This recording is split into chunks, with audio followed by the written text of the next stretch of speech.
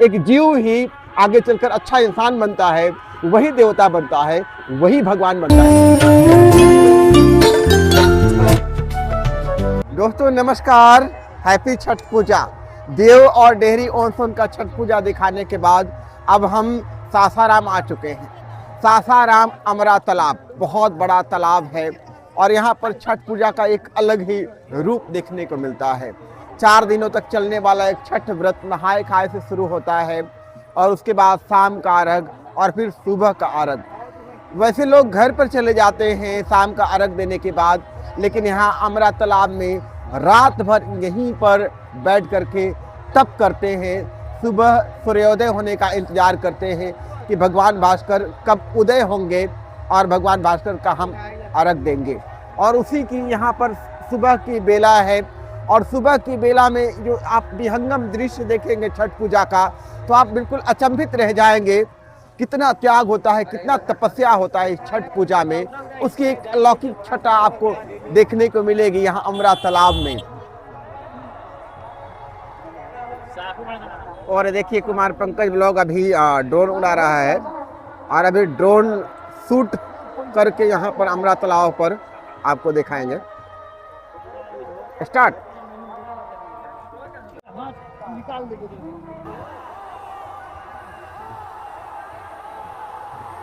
अभी ड्रोन उड़ चुका है और ड्रोन से अभी हम आपको दिखा रहे हैं अमरा तालाब का अद्भुत नज़ारा, अलौकिक छटा छठ पूजा का चारों तरफ का दृश्य। ये देखिए, ये ड्रोन हमारा पहुंच गया है सूर्य मंदिर के पास और दुर्गा मंदिर के पास, और मंदिर का नज़ारा आप देखिए ड्रोन के जरिए। वाह, क्या दृश्य है! ड्रोन शूट तो जबरदस्त है भाई साहब। सुबह का समय है, करीब 4:30 बज रहे हैं और चारों तरफ जो है एक अद्भुत छटा देखने को मिल रही है छठ पूजा की।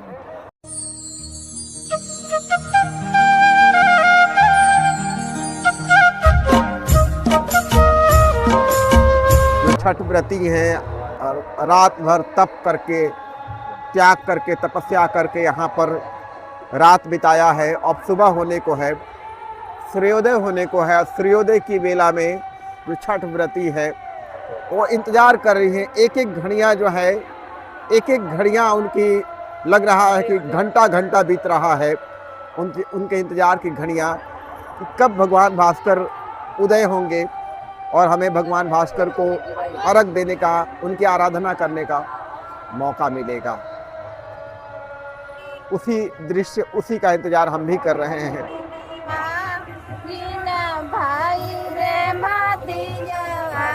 ससुरा में सोना भंडार, छठी मैया दर्शन देहुना छठी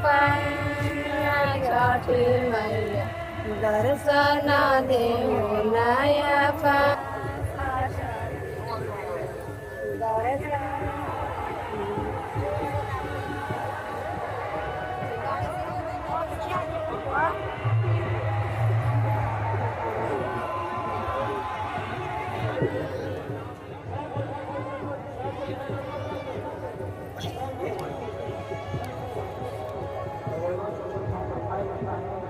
दोस्तों मेरे पीछे आप देख रहे हैं यहाँ पर छठ पूजा का दृश्य, जहाँ पर हम भगवान भास्कर को अर्घ देते हैं, भगवान भास्कर की आराधना करते हैं।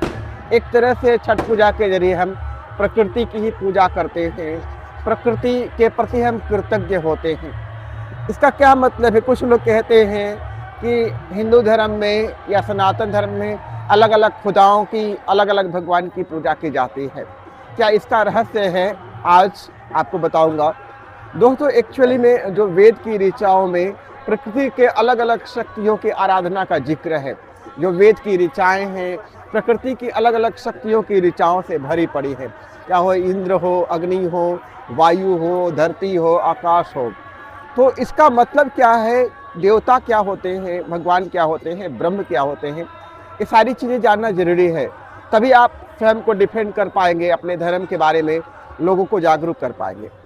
दोस्तों देवता जिसे हम कहते हैं वो देने वाले होते हैं, जो देते हैं, बदले में पाने की चाह नहीं रखते कि मुझे चाहिए, देते हैं देते हैं देते हैं। सूर्य दे रहा है, ऊर्जा दे रहा है, प्रकाश दे रहा है, अग्नि दे रहा है, वायु हमें दे रहा है, ऑक्सीजन दे रहा है, प्राणवायु दे रहा है, धरती से हमें फसल मिलता है, धरती से हमें अनाज मिलता है, फल मिलता है जिसे खाकर हम जिंदा हैं, पानी, जल से हमें पानी तृप्ति मिलती है। तो प्रकृति जो देने वाले हैं, इसलिए प्रकृति को देवता कहा गया है। देवता यानी बदले में पाने की अपेक्षा न करे, और उसके अतिरिक्त अगर कोई व्यक्ति देने के साथ साथ अपने अंदर अच्छी क्वालिटी को डेवलप कर लेता है, प्रकृति के तीनों गुणों में सत्वगुण में अपने आप को स्थिर कर लेता है, रजोगुण तमोगुण से ऊपर उठ जाता है, उसे भी देवता कहा जाता है। उसके अंदर भी देने की भावना हो जाती है। जैसे बहुत सारे संतों के बारे में आपने सुना होगा, जो जिंदगी भर काम करते रहे पर बदले में कुछ चाह नहीं रखा, उन्हें भी देवता कहा जाता है। लेकिन जो तीनों गुणों से ऊपर उठ चुके हैं, रजोगुण तमोगुण सत्वगुण, प्रकृति के तीनों गुणों से ऊपर उठ चुके हैं, उन्हें भगवान कहते हैं। चाहे श्री कृष्ण हो, भगवान हो गए, भगवान बुद्ध हो गए, भगवान महावीर हो गए, भगवान शिव हो गए, यानी कि उस शरीर में रहते हुए सभी बंधनों से परे चले गए, काम क्रोध लोभ लालच सभी बंधनों सभी विकारों से मुक्त हो गए, प्रकृति के त्रिगुणात्मक प्रकृति से सतस रजस तमस से ऊपर उठ गए, उसे हम भगवान कहते हैं। यानी कि दोबारा उनका जन्म नहीं होता, उसे हम भगवान कहते हैं। और ब्रह्म किसे कहते हैं? जो व्यापक है, जो विशाल है, जिसका मतलब विस्तार हो रहा है, उसे हम ब्रह्म कहते हैं। जिसकी कोई सीमा नहीं है, लिमिटलेस है, उसे हम ब्रह्म कहते हैं, उसे हम इन्फिनिट कहते हैं। लेकिन हम क्या है? हम जीव हैं, हम क्षुद्रता में जी रहे हैं, हमारी एक सीमा है, लेकिन ब्रह्म की कोई सीमा नहीं है, ब्रह्म व्यापक है। तो जैसे जैसे हम क्षुद्रता से ऊपर उठने की कोशिश करते हैं, प्रकृति के सीमाओं से ऊपर उठने की कोशिश करते हैं, तो ब्रह्म की ओर जाते हैं। ब्रह्माकार हमारी वृत्ति होती है, जिसे ब्रह्मचर्य जीवन कहते हैं, पवित्र जीवन कहते हैं। इंद्रियों की शुद्धि, मन की शुद्धि के जरिए ब्रह्मचर्य जीवन हासिल होता है, और 4 दिन छठ पूजा में ही तो होता है। पवित्र जीवन आप जीते हैं ना, बताइएगा दिल पे हाथ रख के। तो एक्चुअल में आप ब्रह्मचर्य जीवन की ओर आगे बढ़ रहे हैं, क्योंकि हम खुद ब्रह्मचर्य जीवन जी रहे हैं 14 साल की उम्र से। तो ब्रह्मचर्य जीवन जीने का मकसद ये नहीं होता कि केवल हमको मतलब स्त्री या पुरुष का सेग्रीगेशन, उसे अलग रहना, ऐसा नहीं है। ब्रह्मचर्य का मतलब होता है कि अपने मन को प्योर करना, मन को विकारों से मुक्त करना, चाहे काम क्रोध लोभ मोह अहंकार, इंद्रियों को प्योर करना। हमारे आँख से कोई गलत चीज़ ना देखे, कान से गलत चीज़ ना सुने, मुंह से कोई गलत शब्द ना उच्चारण करें, सभी इंद्रियों की शुद्धता, या प्रकृति के जो 5 तत्व हैं जिससे हमारा शरीर बना है, उनकी शुद्धता, उसे हम ब्रह्मचर्य जीवन कहते हैं। तो ब्रह्मचर्य जीवन से ये होता है कि हमारी शुद्धता में हम जी रहे हैं, एक सीमित चेतना में हम जी रहे हैं, एक प्रकृति की चेतना में हम जी रहे हैं, रजोगुण तमोगुण की चेतना में जी रहे हैं। तो ऊपर उठते हैं, सत्वगुण में हम अपने आप को स्थिर करते हैं उस ब्रह्मचर्य के जरिए। और एक ऐसा वक्त आता है कि हम सत्वगुण में प्रतिष्ठित हो जाते हैं, तो हम देवता हो जाते हैं।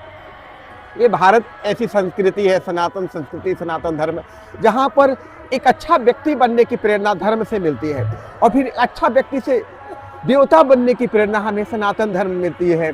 फिर देवता से आप ऊपर उठते हैं, तीनों गुणों से ऊपर चले जाते हैं, सत्वगुण रजोगुण और तमोगुण, तो आप भगवान बन जाते हैं, आप भगवान बन जाते हैं। व्यक्ति ही भगवान बनता है, भगवान का कोई अवतार नहीं होता। अंतिम पैगंबर हुए, ये मूर्खतापूर्ण बात है कि अंतिम पैगंबर उसके बाद पैगंबर नहीं हो सकता, बेवकूफ़ी वाली बात है। उनको पता नहीं है कि व्यक्ति ही, एक जीव ही आगे चलकर अच्छा इंसान बनता है, वही देवता बनता है, वही भगवान बनता है। हमने शुरू से आपको एक्सप्लेन करके बताया। और वही भगवान बनता है, और वही जब सत्वगुण में स्थित होता है, और वही जब तीनों गुणों को पार कर जाता है, तो ब्रह्म हो जाता है, वो ब्रह्म हो जाता है, ब्रह्मकार वृत्ति हो जाती है। जैसे आप देखे होंगे, आप पेड़ में सूखा पत्ता होता है, तो सूखा पत्ता अपने आप झड़ जाता है, उसका पेड़ के प्रति कोई आकर्षण नहीं होता है। उसी तरह शरीर के प्रति एक ब्रह्मकार वृत्ति का व्यक्ति, इस शरीर के प्रति कोई आसक्ति नहीं होता है। शरीर रहे न रहे उसको कोई फर्क नहीं पड़ता, क्योंकि आकर्षण ही नहीं है। ब्रह्मकार वृत्ति, उस ब्रह्मकार वृत्ति में अपने आप को पहुंचाना है, यही सनातन धर्म का लक्ष्य है। और भारत में जितने भी पर्व त्यौहार हैं, उसका लक्ष्य यही है कि हम ब्रह्मकार वृत्ति में आएँ, हम ब्रह्म को जानें, हम ब्रह्मी हो जाएंगे। ब्रह्म को जानने पर ब्रह्म ही हो जाता है। और भारत में किसी भगवान को मानने की परंपरा नहीं है, जानने की परंपरा है। ब्रह्म को जानने की परंपरा है। मानते रहेंगे तो कुछ हासिल नहीं होगा।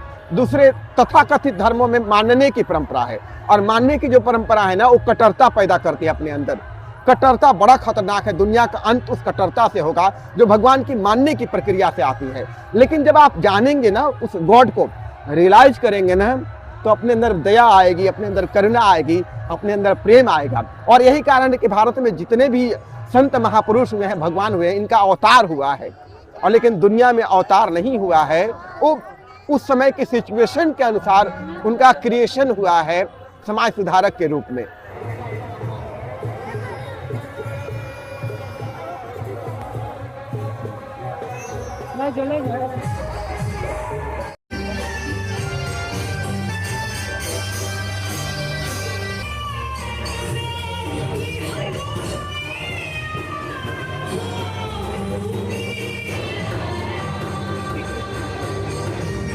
हाँ दोस्तों, अभी आप देख सकते हो लोक आस्था का महाजन सैलाब। अभी आप देख सकते हो किस तरह से जो लोग हैं यहाँ पर पानी में खड़े होकर यहाँ पर भगवान सूर्य की आराधना कर रहे हैं और इंतजार कर रहे हैं भगवान सूर्य को उदय होने के लिए।